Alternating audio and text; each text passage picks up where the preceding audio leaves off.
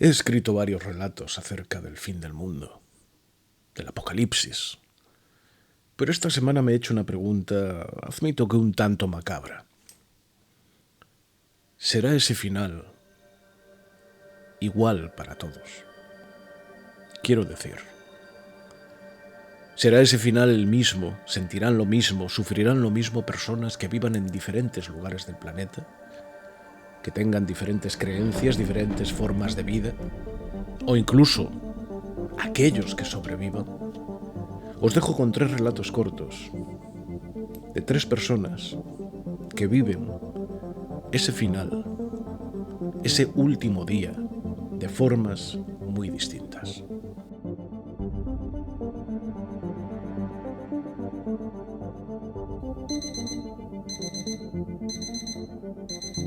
El despertador sonó a las 7:30.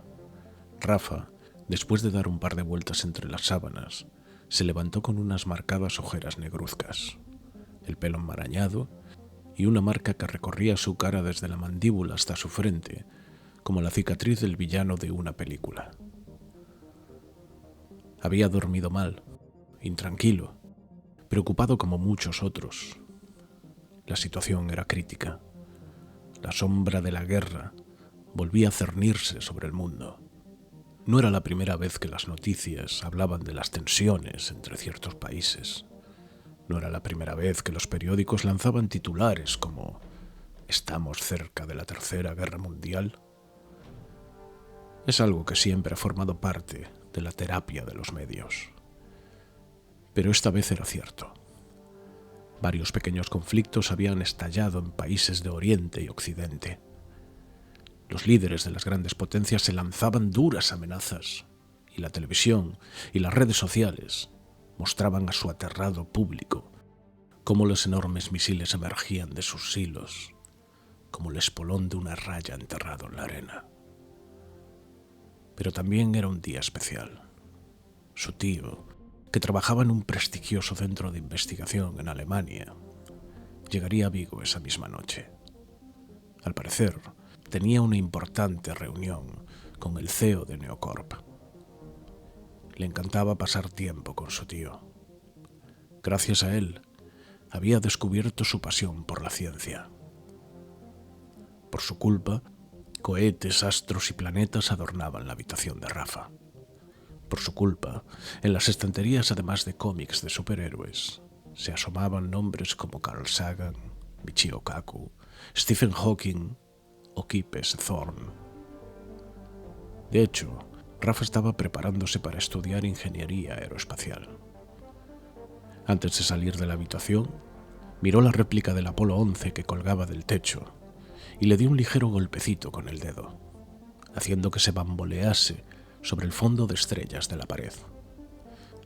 Al llegar a la cocina, el desayuno ya estaba sobre la mesa. Café, cereales, tostadas con mermelada y un bol con fruta. Su padre ya estaba sentado leyendo el periódico con un gesto recio, con un lado de la boca torcido y la nariz arrugada, como si algo oliese mal, en silencio. No era un hombre desagradable ni airado, solo algo cascarrabias.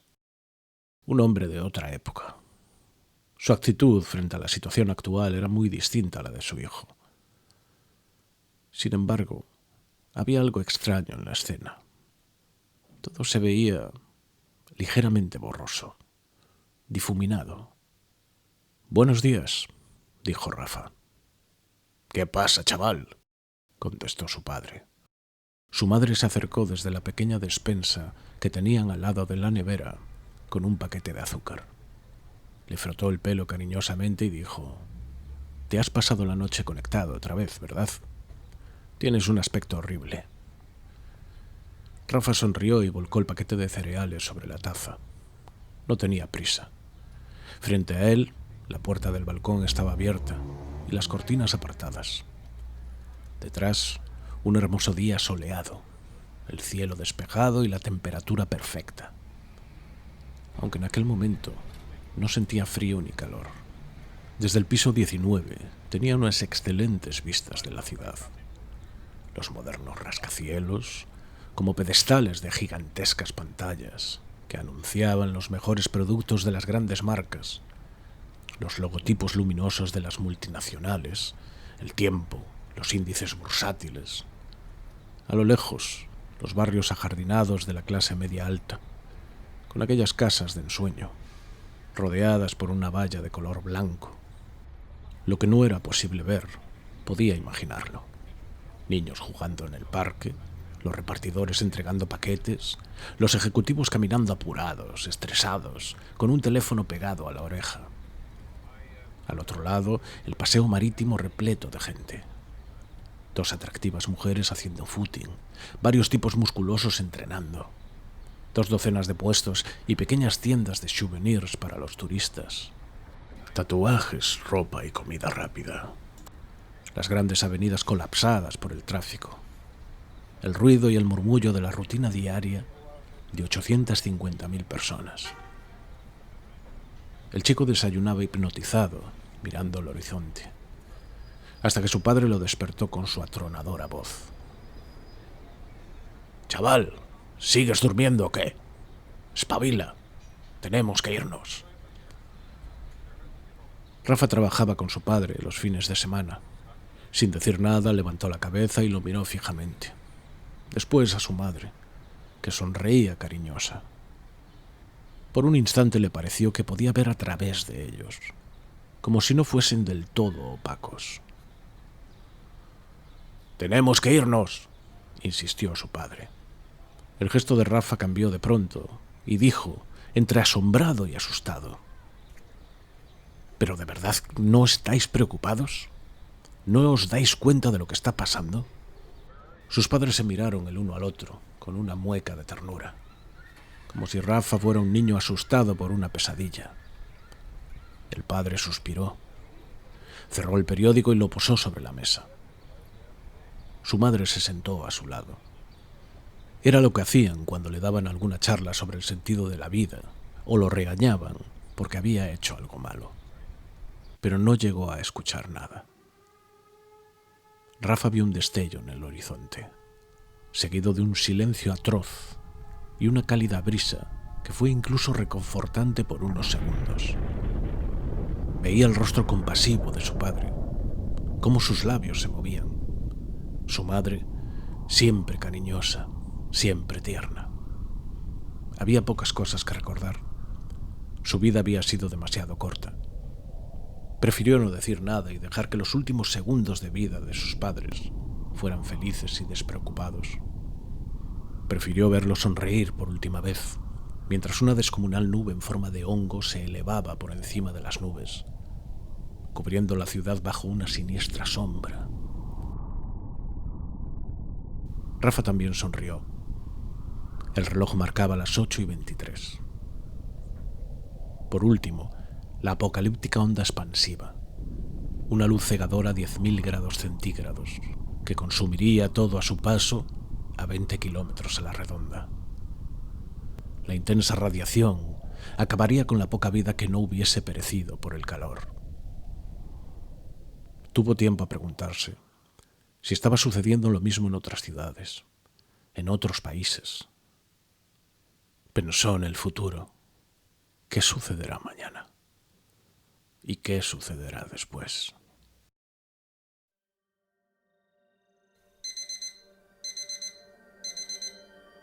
El despertador sonó a las 7:30. Después de dar un par de vueltas entre las sábanas, Rafa se levantó con unas marcadas ojeras negruzcas, el pelo enmarañado y una marca que recorría su cara desde la mandíbula hasta su frente, como la cicatriz del villano de una película. Se vio al espejo y tuvo una inquietante sensación. Había tenido una horrible pesadilla. Estaba preocupado por la situación actual. Recordó que su tío llegaba en el vuelo de las 22:45.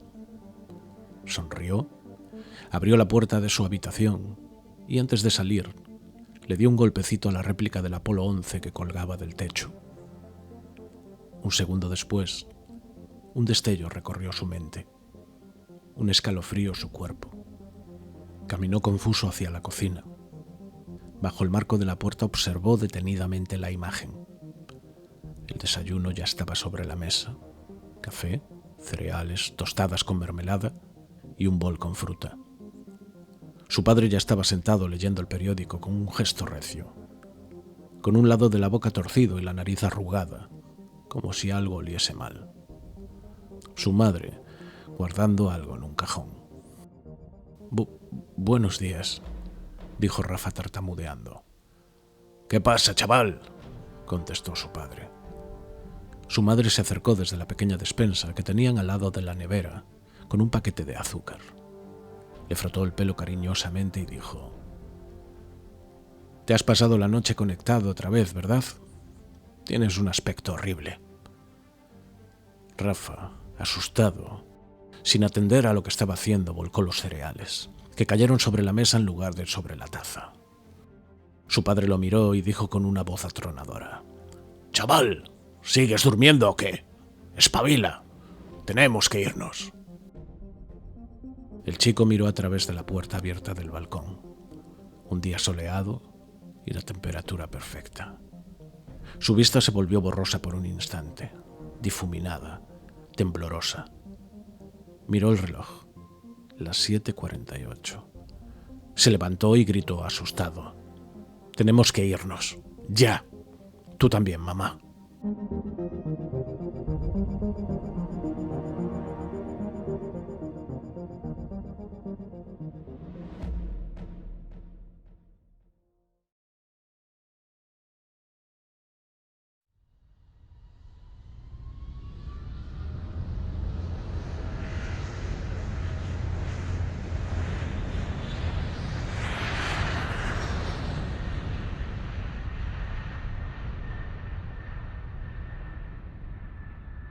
Atención, señoras y señores, volamos a 30.000 pies, a una velocidad de 1.750 km/h.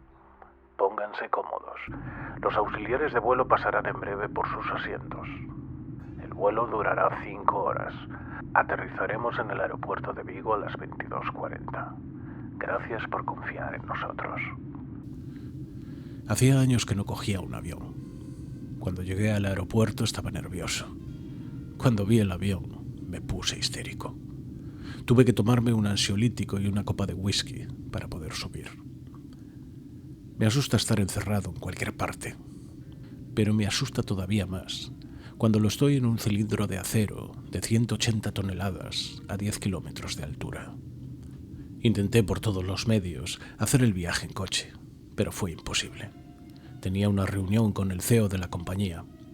Podría haber sido online, pero insistió en conocerme en persona y mostrarme las instalaciones de la nueva factoría, además de ciertos proyectos de futuro a los que solo algunos elegidos por el propio presidente podríamos acceder. Todo excesivamente teatral, en mi opinión. Nosotros nos dedicábamos al desarrollo de armamento experimental, pero no éramos un gran laboratorio. Y Neocorp se había convertido en la empresa de seguridad y tecnología más grande del mundo. Había accedido solo por curiosidad. Cuando el avión despegó me agarré al asiento como un gato asustado. A mi lado, Marta, una de mis compañeras de trabajo, me miraba con una sonrisa burlona y un tanto tierna. Por un momento creí que me iba a abrazar contra sus pechos y besarme en la frente, como una madre protectora a su hijo asustado. Pero solo me dio 3 palmadas en el brazo derecho. Con la última, me agarró y me sacudió con fuerza, como diciendo: «Venga, chaval». Lo cual no sé si era más o menos patético. Cuando nos estabilizamos me sentí aliviado. Había intentado reservar 2 asientos en la hilera del pasillo, pero llegamos tarde. Ventanilla, fila 3, a la derecha. Solo tenía que ladear ligeramente la cabeza para ver el vasto cielo azul. Cómo flotábamos por encima de las nubes, mecidos por el viento. Solo me tranquilicé cuando llegó la noche. El cielo se convirtió en un espectáculo maravilloso. Una oscuridad absoluta y un techo de estrellas y constelaciones, custodiado por una enorme luna de tonos grisáceos y blancos. Algo que jamás había visto. Sin pensarlo, fui inclinando la cabeza hasta quedarme a solo unos centímetros del cristal. y a solo unos centímetros de la cara de mi compañera. En mi estupidez, cuando me di cuenta, no solo no me aparté, sino que giré despacio la cabeza provocando que nuestras narices se rozasen. Ella sonrió y entornó los ojos en una mueca amable. Pero nuestra escena de comedia romántica de los años 90 fue interrumpida por una intensa luz que por unos segundos tiñó las nubes de un color amarillo fluorescente e iluminó una porción del cielo, como si alguien hubiese encendido un descomunal foco a nuestros pies. Muchos pasajeros se abalanzaron sobre las ventanas atraídos por el fenómeno. Se escucharon algunos gritos y voces. Los asistentes aparecieron detrás de las cortinas gesticulando para que todos volviesen a sus asientos. Un tipo se levantó desde el asiento de atrás y gritó alterado: ¡Es un ovni! ¡Es un ovni! Pero Marta y yo nos miramos pensando en algo mucho peor. Nuestra teoría se reforzó cuando vimos que el mismo fenómeno se repetía hasta 4 veces, en distintos puntos del horizonte. No sabría deciros a qué distancia uno del otro, posiblemente miles de kilómetros. Acto seguido, el avión comenzó a temblar de una forma tan violenta que todos aquellos que no tenían abrochados los cinturones salieron despedidos en distintas direcciones como el jinete de un toro de rodeo. Se desató el pánico, gritos de auxilio, desmayos y huesos rotos por los golpes. Las máscaras de oxígeno se desprendieron del techo y un intermitente pitido nos hizo pensar en lo peor. El aparato cayó en picado, acompañado por las voces de todos los que estábamos aún conscientes, gritando desesperados al unísono. Yo tuve tanto miedo que no pude hacerlo. Mis cuerdas vocales no funcionaban. Mi corazón latía como el de un colibrí. Las extrañas turbulencias duraron menos de 1 minuto. Cuando la noche regresó y el avión volvió a deslizarse con suavidad, los gritos se apagaron para dejar en su lugar lamentos y quejidos. El capitán salió de la cabina, algo muy poco habitual, pero la situación lo era. Llamó al jefe de la tripulación. A sus compañeros, tras salir una vez más de detrás de las cortinas, se colocaron estratégicamente a lo largo de los pasillos, intentando calmar a la gente. El capitán cogió el micrófono. Se lo acercó a la boca. Se escuchó un chasquido cuando apretó el botón. Un carraspeo. Se hizo el silencio. Damas y caballeros, la turbulencia que hemos sufrido no corresponde a ningún fenómeno climático esperado o conocido. Hemos perdido contacto con tierra. No somos los únicos. Cientos de aviones de otras compañías comparten nuestra situación. No se preocupen por la duración del vuelo o el estado del aparato. Tenemos suficiente combustible para este tipo de situaciones. Y el avión no ha sufrido ningún daño. Solo las brújulas parecen haberse vuelto locas. No es grave. El rumbo está previamente programado. El capitán miró su reloj de pulsera. Teníamos previsto llegar a Vigo con 30 minutos de antelación. Si antes de 1 hora no recibimos respuesta de la torre, trataremos de desviarnos a otro aeropuerto. Si alguien tiene conocimientos que nos puedan ser útiles para averiguar lo que ha sucedido, todos se lo agradeceremos. Hay 2 médicos entre los pasajeros. Atenderán a los heridos en cuanto puedan. Contamos con algunos medicamentos básicos para el dolor y tranquilizantes, si alguien los necesita. Esperamos que esta situación se resuelva pronto. Mientras tanto, les pido que guarden la calma. Mi compañera y yo nos miramos aterrados. Creo que tuvimos la misma macabra sensación. Yo me había levantado antes de que acabase su discurso. Los atemorizados pasajeros me miraban a medida que caminaba hacia la cabina. Uno de los asistentes me bloqueó el paso. Yo les susurré. No quería asustarlos todavía más. Necesito hablar con el capitán. Pero él me respondió. Vuelva a su asiento, señor. Somos los doctores Teller y Blasco. Le espeté enfadado señalando a mi compañera. Creo que sé lo que ha pasado. Necesito mi maleta. Ahora. Es la 3490. Apartó la mano y yo seguí caminando. Entonces un pasajero con ansias detectivescas se levantó y preguntó: ¿Nos podría decir a qué se dedica, señor? Yo no quise contestar. Volví a mirar de atrás a adelante las aterrorizadas caras de los pasajeros. Incluso el capitán estaba visiblemente nervioso. Pensé que podría tranquilizar a todos mintiendo. Pero, si teníamos razón, ¿de qué hubiera servido? Me sentiría mucho peor por haberles dado esperanzas. Respondí con resignación: desarrollo de armas. Hice una pausa y casi sin voz dije: nucleares. El rostro de aquel tipo se tornó tan blanco como el casco del avión. Volví a escuchar llantos ahogados de hombres y mujeres pensando en sus seres queridos, en aquellos que esperaban en el aeropuerto, en sus casas, que esperaban su visita o su regreso, amigos y amados. Yo mismo pensé en mi hermano, en su mujer y en mi sobrino. «Eso es lo que ha sucedido, ¿verdad?», gritó un tipo robusto entre lágrimas desde el fondo. «Esos destellos eran bombas atómicas». Yo le devolví la mirada con un gesto triste, apretando los labios. No fui capaz de responder, lo cual fue una respuesta en sí misma. «Necesito mi maleta», repetí. Uno de los sobrecargos me la acercaba en ese momento. Allí mismo la abrí. Entre las muchas cosas que llevaba había un pequeño contador Geiger. Era un regalo para mi sobrino. Había inculcado ya la ciencia entre sus aficiones. No era especialmente potente, pero serviría. Lo encendí y al instante emitió ese característico sonido que todos conocemos. Me dio la impresión de que la gente a mi alrededor contenía la respiración.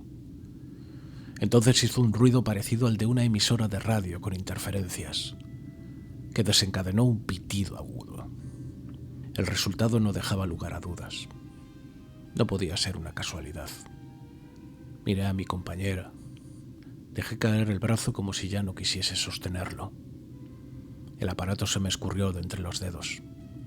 Me dejé caer en el reposabrazos de un asiento vacío. Me eché las manos a la cara y exclamé sin voz: «Dios mío». Después me encogí con los codos sobre las rodillas y me quedé en aquella posición. Todos me miraban incrédulos.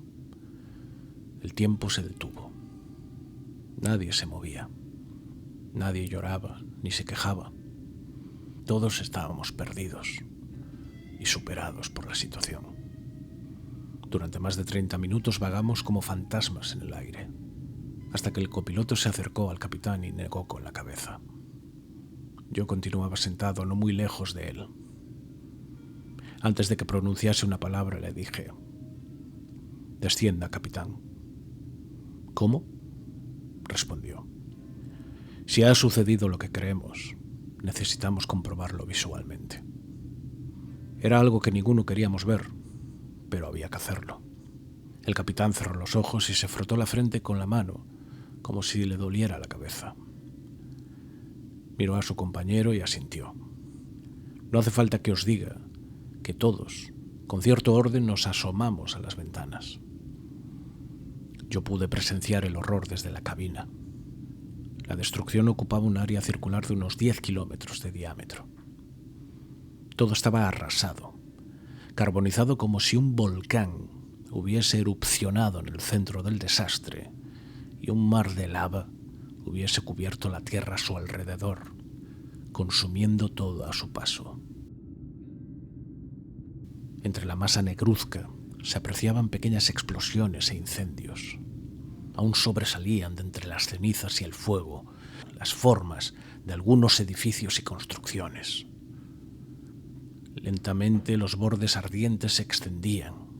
La muerte avanzaba como en una moderna Pompeya. Todo estaba cubierto por una nube de polvo y humo que parecía no moverse a favor del viento. El tétrico escenario se repetía al norte y al sur.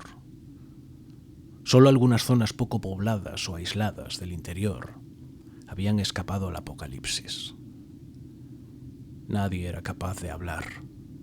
Nos mirábamos unos a otros sin expresión, como si nuestros cerebros hubieran quedado colgados como un ordenador.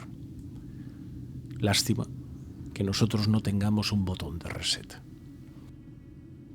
El aeropuerto había desaparecido. No había ningún motivo para continuar en aquella dirección. El piloto viró lentamente aquel mastodonte de acero hasta girar 180 grados. En aquel momento ya volábamos sobre el océano. Volvimos a sobrevolar aquel tétrico paraje. Volvimos a ser testigos directos del fin de los tiempos. Continuamos rumbo al este. Los nuevos motores nucleares permitían mayor autonomía, pero antes o después tendríamos que aterrizar. Navegamos durante horas como un barco a la deriva, dando vueltas sobre un inmenso océano cubierto por una mortal niebla radioactiva. El radar mostraba un centenar de puntos intermitentes que se movían como un senderista perdido, intentando encontrar el camino de regreso a casa. Eran otros que como nosotros se habían salvado y volaban sin destino. Algunos los podíamos ver a través de las ventanas, a diferentes alturas y distancias. El capitán encendió la radio y sucedió algo que volvió a provocar el silencio. Esta vez, con asombro e incredulidad, aunque también cierta esperanza. Mensajes en todos los idiomas conocidos se escuchaban en los altavoces.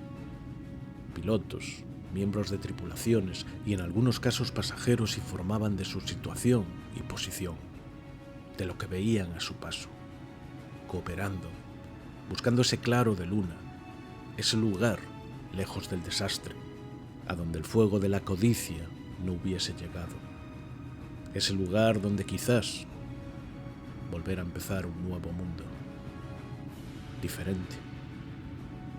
Creo que todos sentimos lo mismo en aquel momento. Ya habrá tiempo para buscar o para llorar a los nuestros. Ahora debemos continuar. ¿Quién sabe qué sucederá mañana?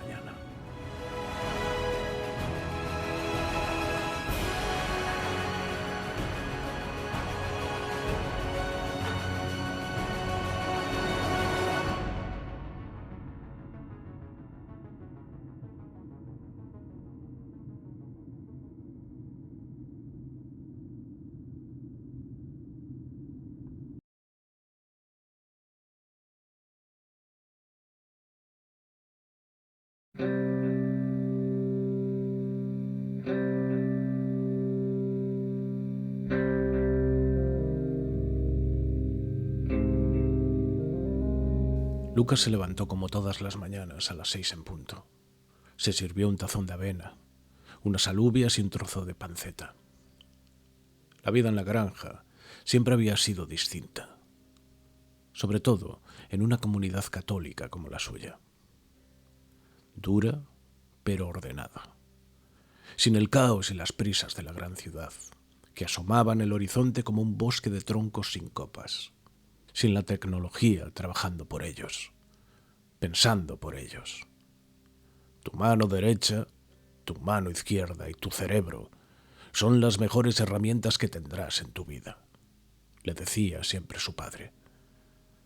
Ahora Lucas vivía solo. Su abuelo seguía vivo, pero al otro lado del océano. Su padre había muerto en la guerra y su madre había desaparecido después de casarse con un estirado ejecutivo de Neocorp. Ella odiaba la comunidad y la granja, y Lucas odiaba la ciudad. No era tan conservador como los ancianos del pueblo, pero creía en sus preceptos. Veía la ciudad como un pozo séptico, lleno de avaricia, envidias y ambiciones, en la que el 99% de sus habitantes vivían como rehenes del otro 1%, pensando cada uno en sus propios problemas, hablando en plural, pero pensando en singular. Como bebés que empiezan a hablar y lo primero que dicen es mío, mío, mío. En el pueblo también había problemas. No todos los vecinos se llevaban bien, pero era una forma de vida totalmente distinta. El padre Félix se encargaba cada domingo de impartir la buena fe del pensamiento común, la humildad y la concordia entre sus feligreses, de despotricar contra el progreso y la mentalidad diabólica de sus gobernantes. Era un tipo bastante reaccionario, pero los resultados de sus amenazas bíblicas eran positivos. Se ayudaban los unos a los otros. Era una comunidad pequeña, pero prácticamente autosuficiente. Una vez al mes, granjeros y ganaderos vendían sus excedentes a precio módico en la plaza del ayuntamiento. Muchos pijos ecologistas de ciudad, que solo habían visto el campo en fotos, venían al mercado en sus Suburban para comprar productos ecológicos. Era gracioso ver cómo cogían los tomates o la fruta, se los acercaban a la nariz y como auténticos sommeliers se miraban unos a otros exclamando cosas como: «¿Ves? Este es un tomate de verdad. Mirad sus formas irregulares. Preciosos». «Y a mitad de precio que en la ciudad», respondía otro. Los turistas miraban condescendientes a los campesinos, como si fuesen paletos ignorantes del mundo moderno. Algunos de ellos les seguían la corriente. Manuel Soler, por ejemplo, respondía a sus preguntas con un acento parecido al de Cletus, el personaje de Los Simpson. Más tarde, amenizaba las comidas o la barra del bar, narrando la escena como un monologuista profesional. En aquel momento los detestaba, pero seguramente acabará echándolos de menos.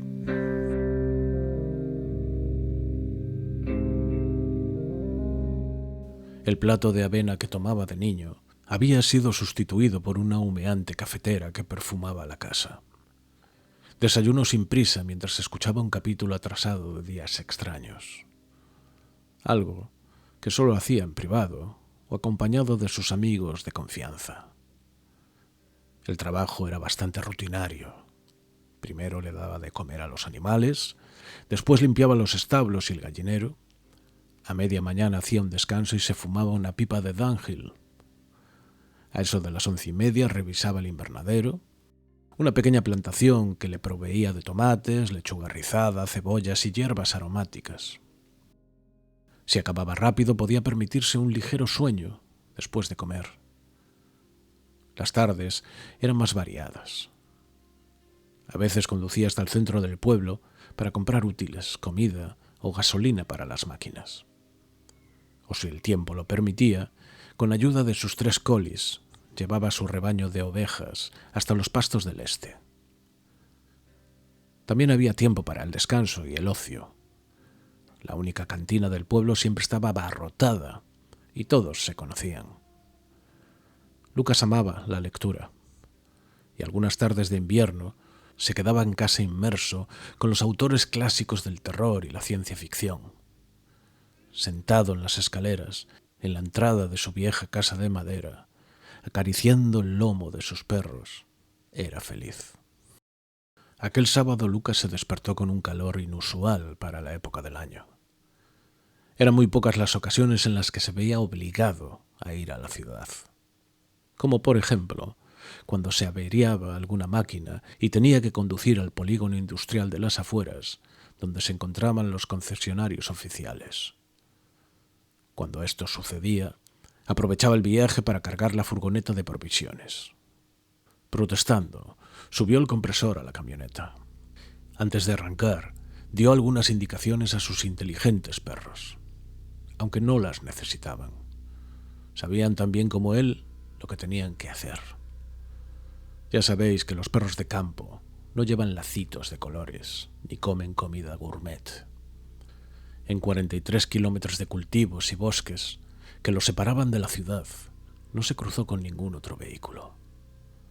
Solía hacer el trayecto por una abandonada carretera secundaria, la única, que ascendía por el Monte de Hierro y descendía hasta encontrarse con la autopista, que entraba por el sur de la ciudad. Al llegar a la cima, frenó en seco aterrado. Los edificios de la periferia estaban intactos, pero semiocultos bajo una espesa nube de polvo marrón. Más allá del monte del Castro, docenas de columnas de humo ascendían al cielo contoneadas por el viento. Explosiones y llamaradas brotaban tras la colina, como si se hubiesen abierto las puertas del infierno. Lucas recordó las muchas arengas del padre Félix.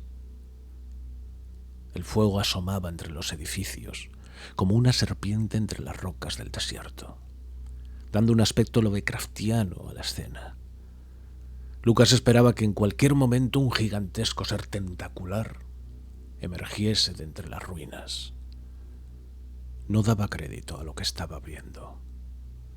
Trató de encontrar alguna emisora de radio, pero solo se escuchaban interferencias. Cogió el teléfono. Solo se le ocurrió marcar el número de la policía. El auricular devolvió un fuerte pitido, casi doloroso. Su corazón latía desbocado. La temperatura exterior era de 33 grados, pero él tenía frío. Apretó los labios, respiró hondo y exhaló despacio, intentando retomar el control de su sistema nervioso. Apretó y soltó el volante varias veces, metió una marcha y se dejó caer ladera abajo. Antes de entrar por el portalón del almacén de New Holland, se encontró con algunos coches y varios camiones repletos de mercancías.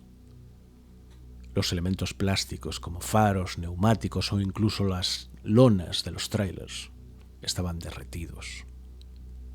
En el suelo había cientos de charcos pastosos, formados por una mezcla de goma quemada y aceite de motor. Algunos vehículos estaban carbonizados, debido seguramente a que sus depósitos habían explotado. Los conductores aún sujetaban los volantes y los pasajeros dormitaban sobre los asientos. Algunos quemados, como si hubieran pasado demasiado tiempo bajo el sol. Otros completamente calcinados. Y los últimos, mejor no describirlo. No pudo aguantar las náuseas. Detuvo el vehículo, bajó y se apartó unos metros para vomitar. Con un gesto extrañamente sereno, entró en el almacén. Las paredes habían protegido en parte las mercancías. Se colocó una máscara de protección integral como las que usan los bomberos. Fue directo a la zona de carga y descarga. En la oficina yacían los restos de un chico y una chica, jóvenes. No llegarían a los 30. Sus rostros eran aterradores. Los ojos fuera de sus órbitas, su piel teñida de azul oscuro. Hinchados, incrustados contra una pila de archivadores. Cuando se los encontró repentinamente al girar tras una de las estanterías, apartó la vista. Un quejido sordo salió de su boca, en señal de repugnancia. ¡Oh! En la parte de atrás, otros 4 cuerpos, 3 empleados y un guardia de seguridad. Aún humeantes. El olor era indescriptible. Lucas cogió un carro, cargó en él un compresor nuevo, el mejor que encontró, y varios otros utensilios de granja. Lo subió a la furgoneta. Después se giró mirando de nuevo hacia el final de la carretera. Una macabra curiosidad le hizo pensar en qué habría tras ella. Se preguntó a dónde llegaría la destrucción, si alguien habría sobrevivido, pero sus pensamientos, sus gestos, no expresaban exactamente tristeza o rabia. Era un sentimiento más parecido a la resignación. El chico se puso al volante de nuevo, circulando entre los coches como si no sucediese nada. Se fue al mercado, recogió la mercancía habitual, entre cadáveres semicalcinados y asfixiados y androides sin vida. Volvió a su pequeño pueblo, lejos de la ciudad. Tuvo que trabajar hasta muy tarde, antes de poder tumbarse en la cama y leer un libro. Aquella noche eligió Things to Come, de H.G. Wells. No tardó mucho en dormirse. Al día siguiente, Lucas se levantó como todas las mañanas a las 6 en punto. Se sirvió un tazón de avena, unas alubias y un trozo de panceta. Todos llegaban puntuales al oficio, como cada domingo. A caballo, en calesas, andando y en coche. Elegantes, ellos recién afeitados y ellas con el pelo bien recogido, tenso. Todos eran ya conscientes de lo que había sucedido, pero nadie dijo nada al respecto. Llevaban siglos al margen de la sociedad. Solo el padre Félix, que acabó su sermón declamando: «Entonces el Señor hizo llover sobre Sodoma y Gomorra azufre y fuego, de parte del Señor desde los cielos, y destruyó aquellas ciudades y todo el valle, y todos los habitantes de las ciudades, y todo lo que crecía en la tierra.